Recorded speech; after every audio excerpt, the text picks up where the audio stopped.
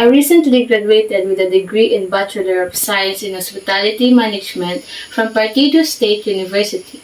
Throughout my academic career, I focused on joining some school organization. I developed strong skills in communicating to others.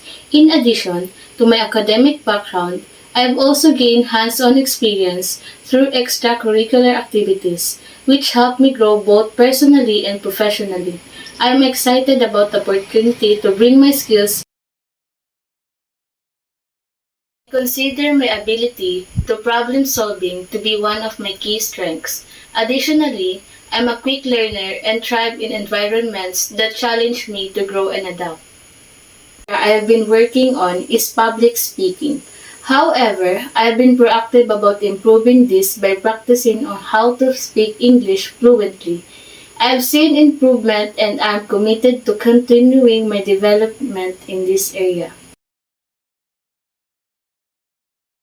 In 5 years, I see myself having grown within this company, taking on more responsibilities and possibly moving into a leadership role where I can contribute to shaping strategies and mentoring newer team members. I am to continuously learn and stay updated with industry trends so I can offer valuable insights to the team.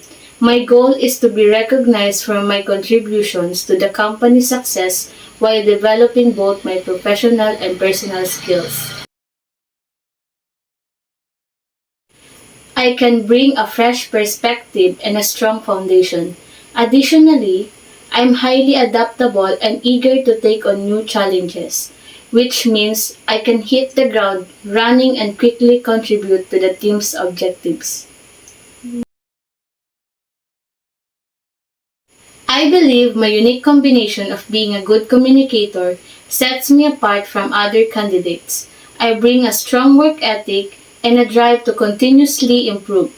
Moreover, my ability to work well under pressure and my proactive approach to problem solving will help me contribute to the team's success right away.